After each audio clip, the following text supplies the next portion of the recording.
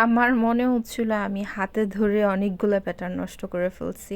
আর সেটা কি জন্য বলি, আমি হচ্ছে এই কেকের ব্যাটারটা রেডি করতে গিয়ে অনেকগুলো ভুল করে ফেলছি। কি কি ভুল করছি একটা একটা করে বলবো। প্রথমত ক্যাপশনেই বলে দিছি যে আমি এটাতে দ্বিগুণ তেল দিছি। আমরা প্রায় অনেকেই জানি বেসিক স্পঞ্জ কেকে হচ্ছে তেল দেওয়া একদমই কম্পালসারি না। আমি তারপরেও কিছুটা দেই, কারণ হচ্ছে যে একেবারে তেল ছাড়া বা ফ্যাটলেস আমার ভালো লাগে না। তো ইদানিং হচ্ছে আমি একটু গ্রামের মাপে কেক বানানোর চেষ্টা করি। কেন করতেছি এটা এই মুহূর্তে বুঝিয়ে বলতে পারবো না। আপনারা যারা কাপের মেজারমেন্টে বানান তারা খুবই ভালো কাজ করেন। এইভাবে বানানোর মধ্যে কোনো মহত্ব নাই, কাপের মেজারমেন্টে সুন্দর কেক হয়। এনিওয়েজ, এখানে হচ্ছে আমি আরেকটা ভুল কি করছি বলি। আমি হচ্ছে এখানে একটা বড় সড়ো ডেকচি নিয়ে নিছি। আমার কেক বানানোর প্রত্যেকটা পাত্র আলাদা, ওইগুলো হচ্ছে just designated to make cake. আজকে এটা নিছিলাম, ভাবছিলাম যে হয়তো এটাতে নাড়াচাড়া করতে সুবিধা হবে। তেমনটা মোটেও হয়নি, বরং আমার কাছে খুবই উচনিচ লাগতেছিল।